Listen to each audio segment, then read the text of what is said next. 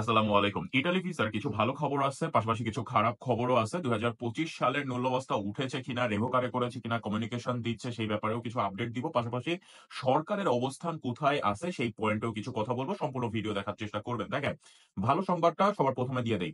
এইটা চলতেছে এপ্রিল মাস। এপ্রিল এবং মে এই ২ মাসে বাংলাদেশীদের জন্য ভিসা তুলনামূলক বেশি ইস্যু করা হবে। একটা ভিসা হইলেও আপনারা বেশি পাবেন। এর প্রমাণ জুন মাসে গিয়ে আমি ভিডিওর মাধ্যমে আপনাদেরকে জানায় দিব। তার একটা মেইন কারণ হইল ইটালিতে গত ২ বছরে অর্থাৎ ২০২৩ এবং ২০২৪ সালে যতগুলো ফ্লুসি গেছে, ৩ টা ফ্লুসি গেছে। এর এর প্রেক্ষিতে যে মানুষ আসার কথা ছিল, এইখানকার মানুষ কিন্তু যেই মালিকরা তারা মানুষ পায় নাই। বাংলাদেশের মানুষ ভিসা পায় না, তারা আসতে চায়। আর এইখানকার মানুষ ভিসা জন্য তারা কাগজ ইস্যু করে দিছে কিন্তু তাদের লোক পায় নাই। আসার পরে তারা লোক পায় নাই। কোথায় প্রবলেম, কি প্রবলেম এইটা নিয়ে ইতালি সরকার কাজ করতেছে কিন্তু কিছু খুবই ভালো এরিয়া আছে যেখানে আসলেই কিন্তু মালিকরা খুবই উদ্বিগ্ন এবং তারা আশা করতেছে ২০২৫ সালে যেন তারা সঠিক সময়ে লোকগুলা পায়। দেখেন আপনার সামার কিন্তু এই এপ্রিলের শেষ থেকেই শুরু হয়ে যাবে। সেটা আপনি কৃষিকাজ বলেন আর আপনি টুরিস্টিক খাত বলেন। গরম যখন আস্তে, আস্তে শুরু হয়ে যাবে, গরমের ১ম পর্যায়ে অর্থাৎ ১৫ থেকে ২০ ডিগ্রি টেম্পারেচার যখন থাকবে, একটা দল সেখানে ঘুরতে যায়। তার কারণ অনেকে ইউরোপিয়ানরা বেশি গরম সহ্য করতে পারে না। পাশাপাশি যখন এই ২০, ২৫, ৩০ ডিগ্রি আস্তে, আস্তে বাড়তে থাকবে, লোকও বাড়তে থাকবে। আমি যদি রিমিনির কথা ধরি, যেখানে সাগর পার, দেখেন এখানে সারা বছর লোক আসার কোনো দরকার নাই। এখানে শুধু সাগর। এখন সাগরে গোসল করতে যাবেন, আপনি রাত বিরাতে ঘুরবেন, ফিরবেন, খাওয়া-দাওয়া করবেন, তাহলে এইখানে সবসময় লোক লেগে থাকে। কিন্তু সিজন বলে একটা কথা থাকে, যেইটা নরমালি আপনার মে থেকে সেপ্টেম্বর পর্যন্ত এটা থাকে। সুতরাং এই এপ্রিল, মে মাসে আপনাদের ভিসা ইস্যু হওয়ার চান্স কিন্তু অনেক বেশি থাকবে। শুধুমাত্র বাংলাদেশ না, সমগ্র বিশ্বের যারা আবেদন করে সবার ক্ষেত্রেই কিন্তু এটা প্রযোজ্য হবে। এখন খারাপ খবরের যেই বিষয়টা, আমি অনেক সময় আপনাদেরকে বলছি যে মালিক এইখান থেকে যদি এগ্রি করে না দেয়, তারা যদি এখান থেকে সম্মতি প্রদান না করে, মালিকের কথা না মেনে আপনি কখনোই বাংলাদেশ থেকে ভিসা পাবেন না। ২০২৩, ২০২৪ এ যারা বসে আছেন বাংলাদেশে ভিসার জন্য অপেক্ষা করতেছেন, অনেকে সাদা পাসপোর্ট ফেরত দিয়ে দিছে, অনেকে রিজেক্ট করে দিছে। যাদের রিজেক্ট করে দিছে আলহামদুলিল্লাহ বলেন। তার কারণ আপনারা এট লিস্ট ঝুলে নাই। কিন্তু যারা ১ বছর, ১.৫ বছর, ২ বছরের কাছাকাছি হয়ে গেছে, আপনারা এখনো ভিসার জন্য অপেক্ষা করে বসে আছেন। আপনাদেরকে আমি বারবার বলি মালিকের সাথে কন্টাক্ট করতে। অনেকে বলে, "মালিক কি করবে?" ভাই, একটা অ্যান্সার তো তাদের কাছ থেকে পাবেন। ২ বছর হয়ে গেছে, এটা একটু চিন্তা করেন। ভিসা হওয়ার অবশ্যই চান্স আছে। কিন্তু মালিক যদি কিছু না করে, উকিলের সহায়তায় এইখানে কিছু যদি না করে, আপনার চান্স অনেক কম। হ্যাঁ, এখন আপনারা বলতে পারেন যে, "ভাই, এইখানে মালিক প্রেফেক্তুরাতে গেলে প্রেফেক্তুরা কোন কথা বলে না।" সব প্রেফেক্তুরা সবভাবে কাজ করে না। কোন প্রেফেক্তুরা অ্যান্সার দেয়, কোন প্রেফেক্তুরা অ্যান্সার দেয় না। এখন দেখতে হবে যে আপনার ওই অঞ্চলে কোঠা পরিপূর্ণ হয়ে গেছে কিনা। যদি ওই অঞ্চলে তৎকালীন সময়ে আপনারা দেখেন অনেক সময় নাপোলিতে ২ বছর আগে ১,০০০, ১,৫০০, ২,০০০ এর কাছাকাছি কোঠা ছিল। এই বছর ২০২৫ সালে সেটা কমায় ৫০০ করে দিছে। এরকম অনেক শহর আছে যেখানে ১ বছরে থাকে ৫০০ কোঠা, আরেক বছরে দিয়ে দেয় ২,০০০ কোঠা। আবার অনেক শহরে আগে ছিল ২,০০০ কোঠা, এবার দিয়ে দিছে মাত্র ৩০০ কোঠা। আপনি কি করবেন? তার কারণ কি? আগে লোক ঠিকই চলে আসছে, এখন তাদের লোকের দরকার নাই। কিন্তু আগে যে লোকগুলা চলে আসছে তার মধ্যে ধরেন আপনার সিরিয়াল ছিল কিন্তু আপনি চান্স পান নাই। আর এখন তো তাদের কোঠাই নাই, তাহলে আপনাকে আনবে কেন? এই কারণে আমি আপনাদেরকে বলি, মালিক যদি এইখান থেকে সবকিছু ঠিক করে না দেয়, তা বাদে আপনি বাংলাদেশ থেকে ভিসা নিয়ে আসতে পারবেন না। তার কারণ ২০২৫ সালের ৩১ ডিসেম্বর পর্যন্ত ২০২৫ সালের ৩১ ডিসেম্বর পর্যন্ত বাংলাদেশ, পাকিস্তান, শ্রীলঙ্কা এই ৩ টা দেশের উপরে হুলিয়া জারি হইছে। যত মূল্য অবস্থা ২২ অক্টোবরের আগে ইস্যু করা হয়েছিল, ২০২৪ সালের ২২ অক্টোবরের আগে তাদের সব মূল্য অবস্থা তারা হোল্ডে রাখছে। মালিককে তারা কল করবে, মালিকের সাথে কনট্যাক্ট করবে। মালিক যদি এখান থেকে বলে যে এই লোকটাকে এখনো আমি আনতে চাই, তাহলে আপনি আসতে পারবেন, না হলে না। এখন একই মালিক দেখা গেছে ২০২৩ এ আবেদন করছে, ২০২৪ এ আবেদন করছে, ২০২৫ এও আবেদন করছে ডিফারেন্ট মানুষের জন্য। তাহলে কি আপনার ২০২৩ এ আবেদন হইছে, আপনি চান্স আগে পাবেন? নাকি ২০২৫ এ যার আবেদন হইছে সে চান্স আগে পাবে? তার কারণ ২০২৫ এর মূল অবস্থাও কিন্তু আস্তে, আস্তে ওঠা শুরু হয়ে গেছে। অনেক জায়গায় আমরা শুনছি। মেক্সিমাম জায়গা থেকে আমরা শুনছি কি যে মূল্য অবস্থা উঠে নাই, কমিউনিকেশন দিছে। এখন কোনটা সঠিক আমার কাছে কোন তথ্য নাই। কিন্তু কমিউনিকেশন আসছে এইটা ১০০% সিওর থাকেন। এবং এই কমিউনিকেশন ২০২৩, ২০২৪ এবং ২০২৫ ৩ ফ্লুসির জন্যই প্রযোজ্য। ২০২৫ এর তো কমিউনিকেশন দিচ্ছেই। ২০২৩-২৪ এর আগের যাদের ছিল, আগেও যেরকম কমিউনিকেশন দিত, এখনো দিত। কেন?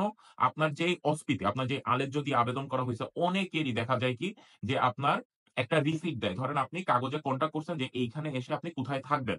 তখন আপনার ৬ মাসের জন্য একটা কন্ট্রাক্ট ইস্যু করে তারা এইখানকার যে পৌরসভা আছে সেখান থেকে একটা রিসিট পাইছে। এই রিসিটটাই আপনার জন্য আপলোড করে দিছে অনলাইনে অ্যাপ্লিকেশনের সময়।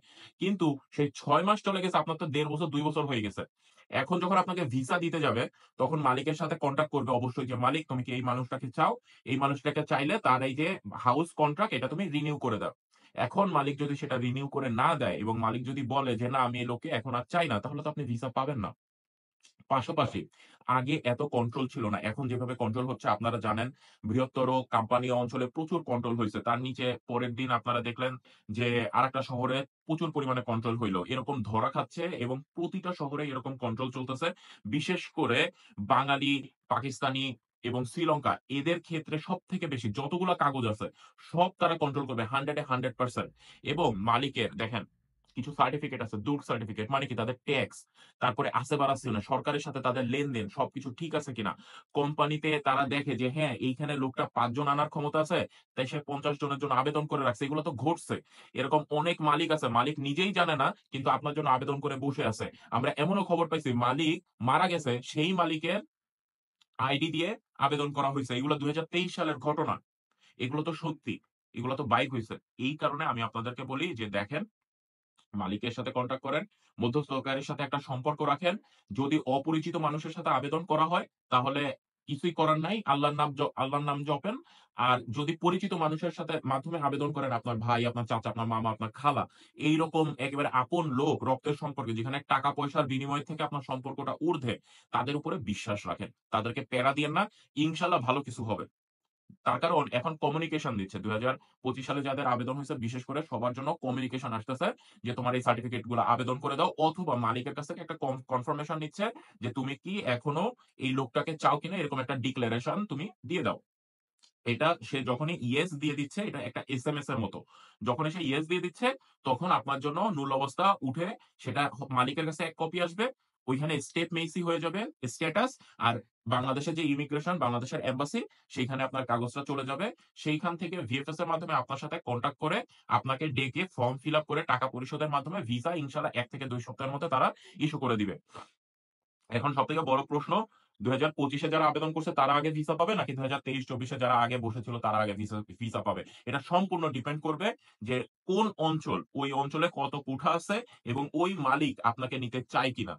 আমি বললাম যেই মালিকের ২০২৩, ২৪, ২৫ এ আবেদন হইছে, ওই মালিক যদি চায় ২৩ এর লোকরেও আনতে পারে, ওই মালিক যদি চায় ২৫ এর লোকরেও আনতে পারে। এইটা সরকার প্রিফেকচার এখান থেকে আপনাদের জন্য অপশন দিবে।